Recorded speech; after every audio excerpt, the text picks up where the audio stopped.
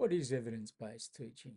Well, evidence-based teaching is using teaching strategies based on their effectiveness as established by peer-reviewed study. Now, not all teaching strategies are equal. Some give better outcomes for the most students than others. They have a higher measured effect size, and Hattie in 2009 identified that an effect size of 0.4 was a threshold to indicate what works best. Now, what are those strategies?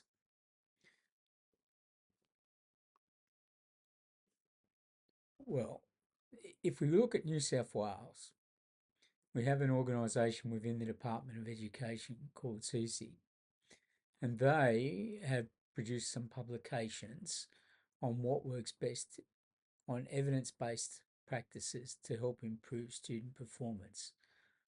They've updated that in 2020, and it gives us some clear teaching strategies which work best for the majority of students.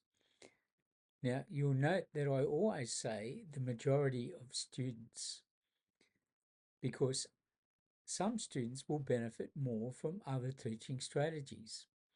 And as a classroom teacher, it's really important that you know your students and you know what works for them and how they learn. Let's reflect on what does work best in terms of teaching strategies. Susie has identified these 8 things in their documentation that work best. In other words, their effect size is significant in improving student outcomes. First thing is high expectations. High expectations are linked with high performance for all students. You expect more from students, you get more from students. Their outcomes are better educationally. Now, students need to be just challenged, not over challenged, just challenged in order to learn so that they don't get bored in doing repetitive work. So, we want high expectations. We support them at the classroom level, at the faculty level, at the school level, and at the system level. But when it comes down to your classroom, you knowing your students is important. And that means you need to be able to differentiate what you're teaching so that each of your students is given work that is just challenging. You need to differentiate that work. Explicit teaching. This comes down to knowing your students and knowing how they learn. Might seem straightforward, simple, but evidence from cognitive science and educational psychology indicates that explicit teaching aligns with how students process, store, and retrieve information, achieve better outcomes. So you need to know what your students know in order to be able to assist them. And that means you need to have done some formative assessment, some pre-testing, because that will guide your teaching and support.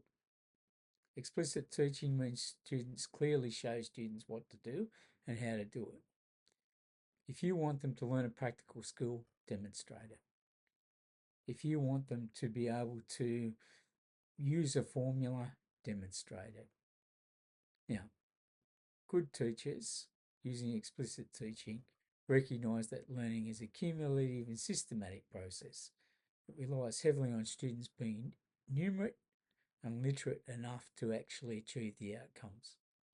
And that's why every teacher is a teacher of literacy and numeracy, because enabling students to have the level of literacy and numeracy to achieve your outcomes means that you've got an open door for students to enter that outcome. Now, students need also to provide very clear instruction on what's expected and what students need to learn from tasks. Students like direction. Effective feedback focuses on tasks and processes and student self-regulation. Ensure that students can act on feedback that they receive. If they don't understand what the feedback means or how to apply it or to use it, there's no point. They don't get the feedback. So effective feedback includes feedback about processes or effort. I'll give you an example. I can see you try to improve your discussion in the prac report. The report is much better than last time because you discussed and you tell them what they did well. And that becomes very important. Use data to inform practice. Data can be national tests like NAPLAN, gives us information on literacy and numeracy levels, information down to the individual student. We can look at valid 6, 8 and 10. Valid 10 is particularly important for students entering stage 6 because it gives a snapshot of where the students are in science knowledge and skills and understanding at the end of year 10. We could use a class quiz. We can question kids in class. We can use exit slips to gather data. We can use tests, practical and knowledge tests to gather data. We could have a skills checklist. But there is one thing about using data, and that is if you don't act on the data, there's no point. I'll give you an example. I've heard in the past teachers say, oh, I taught that. I know I taught that. The kids just didn't understand it. I don't know why they didn't understand it. That teacher is not acting on the data. They've been supplied data and you use that to inform and change your practice. What you did, if you are that teacher, did not work. Classroom management speaks for itself. A big issue for early career teachers. Not exclusive to early career teachers. Classroom management is something which practitioners that have been in the classroom for decades still need to focus on because every class is different.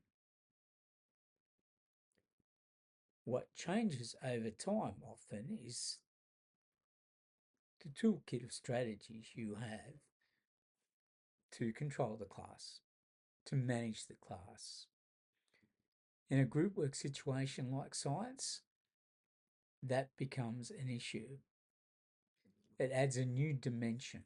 The fact that we use glassware, chemicals, Bunsen burners, equipment which is potentially dangerous means that we have to think about a risk assessment for every single lesson that we do where we're doing practical work. We have to think about the dynamics of groups.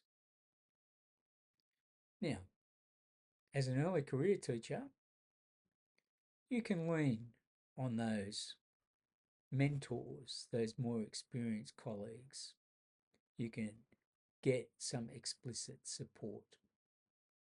Don't be afraid to ask for that. Now, students learn best in a safe environment. Classroom management makes the environment safe. Effective classroom management makes the environment safe. Wellbeing. This is no surprise. Higher levels of wellbeing are linked to higher academic achievement, school completion, better overall mental health, a more pro-social and responsible lifestyle. And paying attention to well-being in a classroom often leads to reciprocation. If you are looking after a student's well-being, then the student will more likely look after their colleagues' well-being. These are important aspects within the class. This is part of class dynamics.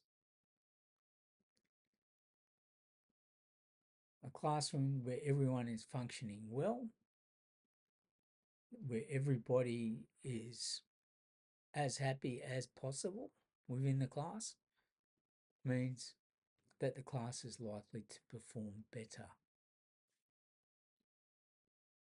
Collaboration with colleagues, be it from within your own faculty or outside of the faculty, a fantastic resource.